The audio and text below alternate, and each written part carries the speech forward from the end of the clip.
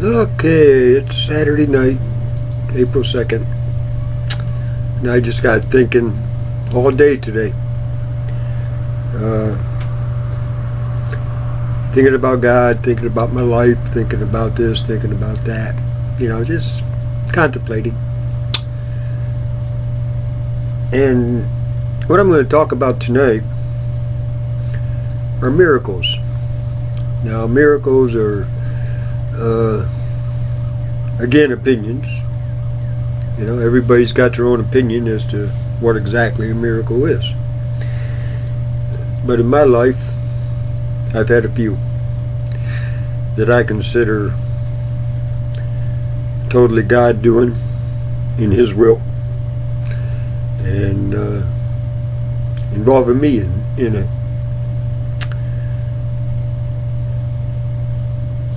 Prior to when I was home, I remember being probably 8, 9 years old. I was in Cub Scouts. We were supposed to go fishing over the Ladder Brook.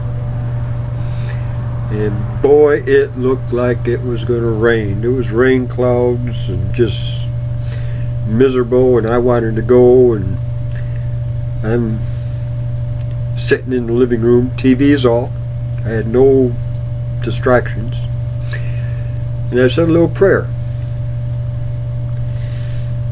Lord, I want to go fishing over the Ladder Brook, but they're going to not go if it's going to rain, so can you just clear up the skies? Within minutes, blue skies, horizon to horizon, sun shining bright, 75 degrees. We went fishing. I never thanked God for doing that. Didn't even cross my mind. Years later, I recall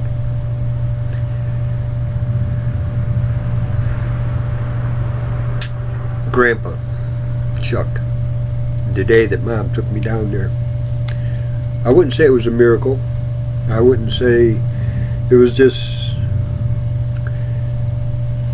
God answering Chuck's prayer, because Chuck passed shortly after I left. I don't know how long after. I know it was just a matter of weeks. But what Kathy told me in the kitchen, first time that Chuck has smiled in over 5 years, I made him happy. And then it dawned on me, he must have made a deal with God. And Mom and I talked about it on the way home. I told Mom what Kathy said. Mom just didn't say anything, just absorbed it like she always did. I wish I had Mom's memories. I wish I knew what she was talking about. I talked to Corinne Luce. She's one of my friends on Facebook, and I guess she's watching these videos. Even in my Antichrist 22 and a half years, Mom had nothing bad to say about me. Even though I did hurt her, and I hurt her real bad when I told her that that's God's property. I don't have nothing to do with your God. That had to hurt her. But Mom never accepted that. She continued to pray. And in my Marine Corps career, I told you about that time that all that gas went in me. I consider that a miracle of God. There was no burns, there was no nothing. Nothing. And like I said, I think Chuck told God Don't hurt my grandson. And like I said, I'll find out about that when I go to heaven. The divorce. Told you in the month of February I had to pay $2,700 or $2,900. I can't recall the exact amount. I think it was $2,700. But I was only bringing in $1,700. 3 months earlier, Pam and the kids left. 3 months after they left, I got back into church. February, I had to shell out $2,700. I was only bringing in $1,650 of it. Remember, I had those 4 credit cards I had to pay off. House payment, gas, water, electric. Food was, luckily I ate at the hospital. And I worked the midnight shift. So I ate, well, put it this way, I raided the refrigerator every night and put stuff in my car. In other words, I stole food from the hospital. But I had to survive. That was the only way I could. You know, even though it was wrong, I had to survive. But that hospital opened up my eyes too. Especially with Ron's dad, when he checked out, and that ordeal that I went into detail with. But anyways, I had to pay everything. Month of February. Well, January 31st, I sat down with my checkbook, and there it was. I had under $100 in checking account. I made a prayer. Lord, I'm going to make out all the checks, put them in the envelopes, and mail them tomorrow. You know my situation. Whatever happens, happens. I'm just going to mail them out and trust you. Next morning, or that evening at midnight, I swung by the post office, threw the 9 letters into the post office and went to work. Mail that month was nothing. I did not receive anything. The end of February, last day of February, I decided to walk to the bank. So I walked to the bank. It was about 1 o'clock in the afternoon. Had $6.24 in my checking account. I asked them to give me a list of the checks declared. They ran off the thing for the last, since it started. And the woman looked at it, and looked at it, and looked at it, and she just gave it to me. But she had that look of, I can't believe what I'm looking at, look. Well, I took it home, and I matched what was on the piece of paper to my checkbook. Every check cleared. Now, what I did in my checkbook, I filled it out like you're supposed to, except I did not subtract. I just made a big X. You know, where you're supposed to subtract and then put the new total and then subtract and put the new total and then subtract to make sure you got money to cover the check. I didn't do that.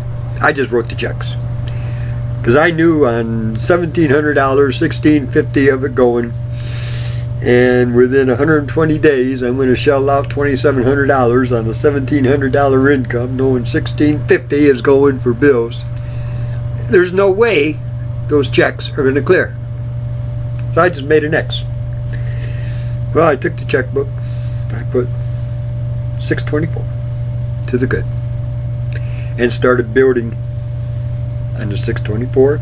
From that time on, did it, new total, new total, new total, and I lived like that. If I didn't need it, I didn't spend it.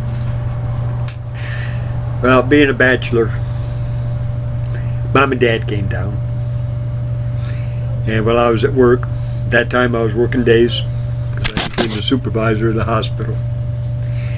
Well, Mom decided to pick up my checkbook because it was on the desk in Corey's room. It was on the desk. So I came home. Mom was out on the patio. She called me over, went over and sat down. And she goes, I want you to explain this to me. And I said, what? And she handed me my checkbook. Now this is April. You know, February was 2 months ago. And I said, that's my checkbook. What are you doing looking at my checkbook? And she goes, you have to explain it. And I says, I don't have to explain nothing. It's my checkbook. And she opened up my checkbook and she goes, what's this X? And I told her, as far as I'm concerned, that's a miracle. What happened, Gene? And I says, Mom, I had to pay out $2,700, court ordered. I made out the checks on the 31st, said a prayer before I made them out, told God to make it work, or asked God to make it work. And I mailed them off on the way to work. In the end of February, I went to the bank and started out with 624, and that's what I've been using. And I was doing it right. It's all right. Well, Mom went to the bank the next morning while I was at work, and she talked to the bank manager. Naturally, I kept the pieces of paper. The bank manager looked at it and apparently gave Mom the same look that the bank teller gave me when she first looked at it. This is impossible. This cannot happen. He's over $1,200 overdrawn. There's no way those checks could have cleared. But the bank says that they cleared. We can't explain it. But right there it is, black and white. Every check cleared. Well, Mom and Dad opened up a $1,500 account at the bank and told me, gave me instructions that if I ever run into a situation where I needed money, to call them and let them know that I'm taking 100 or what. I never had to touch that $1,500. Mom got a letter from the bank because of inactivity on that account. So every once in a while, you know, I just go down and put some money in it. You know, put a $5 in it. You know, something to generate usage. Years later, when I was in Monk's Corner, I had a car situation, and Mom and Dad ran down, closed out the bank account, came back and put $1,500 towards a car that I bought, so my payments be cheaper. Because like Dad said, you know, hey, we spent that money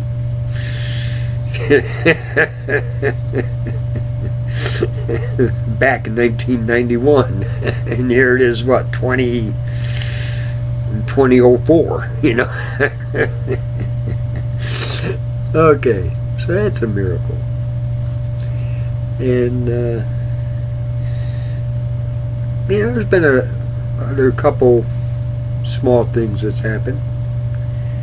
Now let's get to another major thing that happened. Was hearing Chuck's voice the day I walked to the altar for the first time after I got back into church, after Chuck died. Just as clear as I'm talking to you, Chuck talked to me. I recognized his voice. I felt his arm on around, holding on my shoulder as I'm kneeling there, praying, talking to Chuck. Chuck's talking to me. We stayed there for about a half hour, just talking. And it was real. That afternoon I was telling Mom about it. And Mom, like I said earlier, you know, she confided in me that there's times that she feels Chuck's present there too. Well, let's talk about the last major miracle. When Mom told me on the phone that she talked to Jesus and asked Jesus to keep her alive until I got home. And I was home for 6 days, and she was still alive. It dawned on me that she still had one more thing to tell me. She was done with Debbie, she was done with Tom, she was done with Mark, she was done with Dad. But she had one more thing to tell Gene. Now, I don't consider myself the favorite son. I don't consider myself anything other than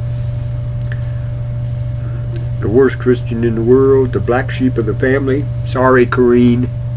I am the black sheep of the family. I've said that my whole life. Even though Mom disagrees with me and you disagree with me, hey, I'm the black sheep of the family. Just like Molly says that she's the black sheep of her family. You know, it's the same thing. You know, just the way we feel, the way we are. But she had that one more thing to tell me. And that Sunday morning, right in front of Debbie and Dad, when I told Mom, turn around, talk to Jesus, end this thing today. What happened? Matt shows up. And I already told you the story. My eyes turned red and all this stuff happened to my face. When Matt told me what happened, I wanted to kill my sister, naturally. What right does she have to interfere? None. None. At all. None. I haven't forgiven yet. I try. I've prayed about it. I've talked to God about it. But I can't. That's what I mean about being the worst Christian in the world. There's things in my life that I cannot forget, that I cannot wash over, and that's a major situation with me right now. So if you want to, pray for me. But will it do any good? I don't know. I'm hoping it does. I'm hoping I can forgive my sister. I hope I can go up to my sister someday and give her a hug and tell her I love her. I do love her. Hate what she's done. But she's my sister. Would I defend her? Yes. Have I defended her in the past? Yes. Do I like what she has done? No.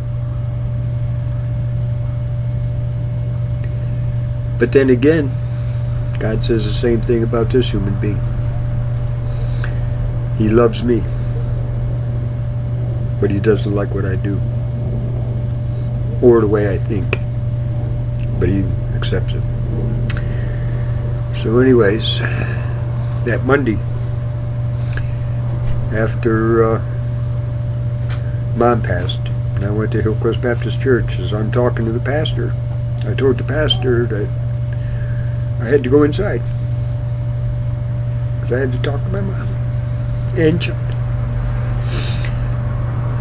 He remembers Mom telling him that story about Chuck.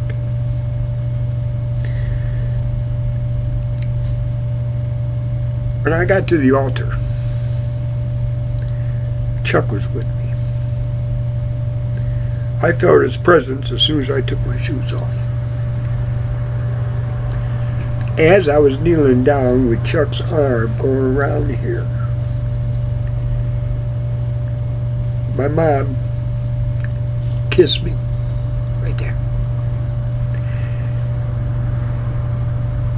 and knelt down right next to me on my right hand side. Her arm going around my waist, just like she always liked when we go for walks. My arm would be up around her shoulder, her arm would be right around my waist, holding on to my side. We stayed there for about an hour. Chuck on one side, Mom on the other. And we talked. I heard them and I heard Jesus. Why am I the Christian I believe I am? Why do I feel like I'm the worst Christian in the world? Because I am. But I'm not afraid. I know what's waiting, and I'm looking forward to it. And every morning, during the day and at night, I pray to God to take me home. I ask Mom and Chuck to talk to Jesus to take me home, knowing full well He's not going to do it because He's not done with this thing yet. Not on this earth. Am I of the earth? Yes. Am I in the earth? No. No. No. Anyway, I just wanted to brief you guys. There's another little small miracle. The cemetery where they placed Mom. Her stand, I was told, was not going to be there for a long time.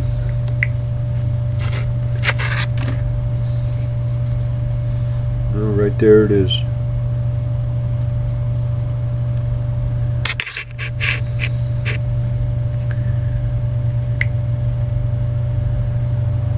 Right there it is. They said that because of the way they do it, it usually takes 3 or 4 months for that rock to be carved out and placed up. But it didn't. It was days. I was the first one to see it. And they must have just put it up that morning because the previous day it wasn't there, because I went every day. Is that a miracle? I think it is. A small one. It went against their normal, well, we'll get it up there in about 3 months. Sorry, I wasn't home for 3 months. Not after Mom died, not after what Dad put me through, not after what my sister put me through. I wasn't there. As soon as my driver's license came in and that motorcycle got inspected, I was gone. Had to. For me. Had to get away. Sure, I could have stayed. But I think my blood pressure would have boom, just like it did in Buford.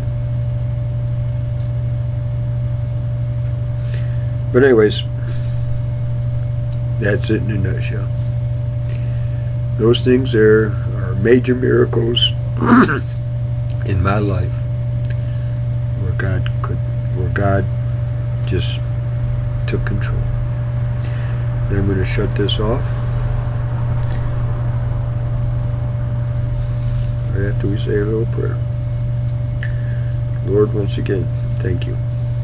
Thank you for this day. Thank you for this time. Thank you for the food that you've given me to make me stronger for you.